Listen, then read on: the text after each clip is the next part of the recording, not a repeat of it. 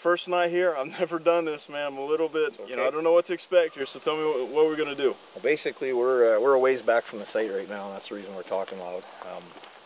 These sites, the bears never go very far from the barrel, so they're always, you know, within 300, 400, 500 yards, bedded down, waiting for their opportunity to come in. So what we're gonna do, we're gonna go in there nice and quiet, no talking at all. Any hand signals, we can basically communicate in that way. As far as metallic sounds, if you can keep those to a bare minimum. We're going to try to get you into your site and onto your stands very quickly and efficiently. Safety is, you know, of the utmost importance, so get all set up there. Once you're set up, you're going to give me a thumbs up and get your bug net on. You're 100% ready to go. At that point, I'm going to spray the bear bomb around, because that brings them in like crazy, so that's going to really help you out.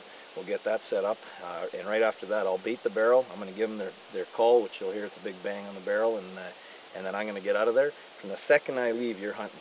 From that point, no movement, no talking, and basically you'll get some action. Sometimes it's within minutes. Other times you're going to be sitting there for a while, but you got to be on alert and ready to go at all times. I'm ready to go right now. Let's get out of here. All right, chum. Let's get at her. Let's go do this, man. You betcha.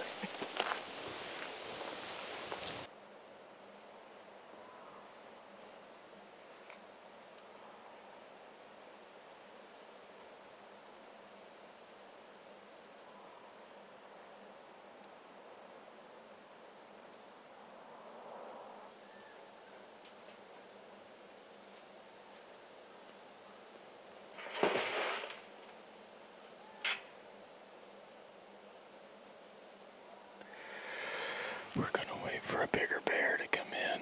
We know there's bigger bears, but stay calm. Stay calm. There's more bears coming.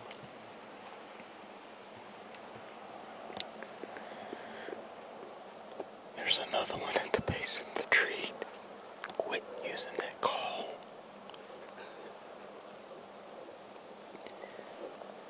That bear just shook the tree.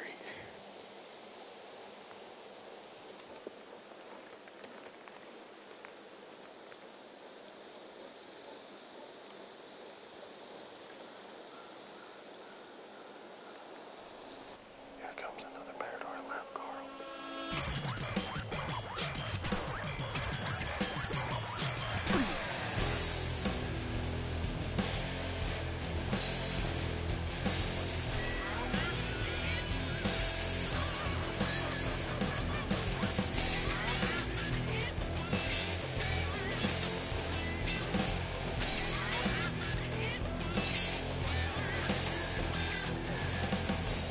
Carl, you're coming now. There's one right below us.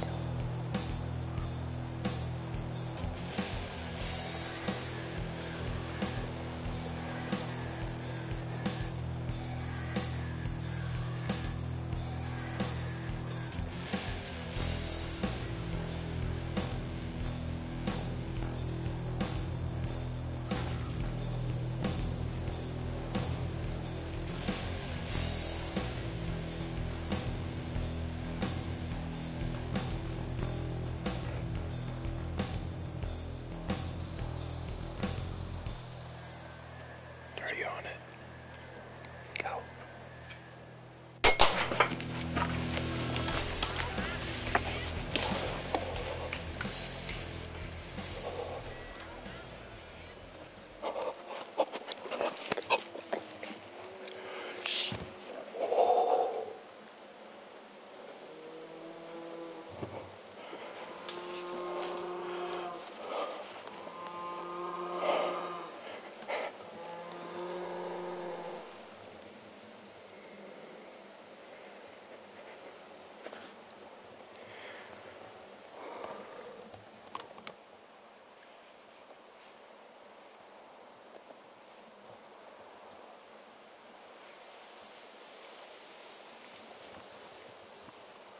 We just switched. Carl's got the camera and I've got the bow. And we have a bear right below us. It's too dark. I'll wait till tomorrow. It's a nice bear, but John said there's too many bears out here for us to get down. It's just not safe, so we're going to wait bit right through that can. Too wild. That's unreal, man. They love that stuff. No press, no effort at all, too, to put a hole right through that thing. This nothing bare to bone it. stuff is great. Absolutely. Welcome back to Backwoods Adventures. So next morning, last night, I shot my first bear.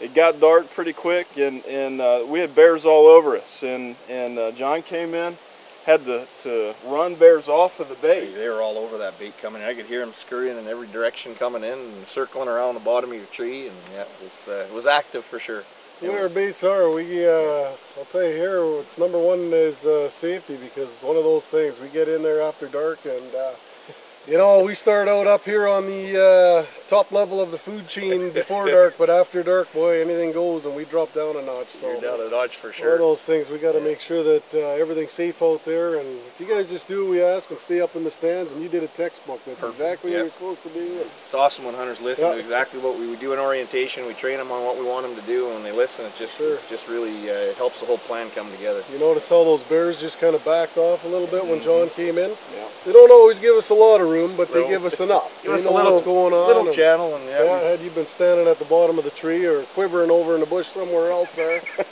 you know, the last thing we want to do is go looking for a hunter when we're in there.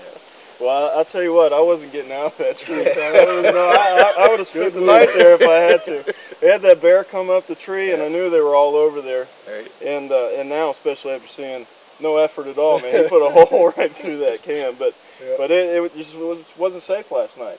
No, it was a right decision to leave the bear tail this morning, because there was at least 6 bears on that site, and they were giving us some space, but they weren't giving us a whole bunch of space. And hunter safety is definitely number one. We've never had a problem, and in the 5.5 years we've been up here running Black Bear Adventures, and we aim to keep it that way. So, yeah, that's why we're back here today. Oh yeah.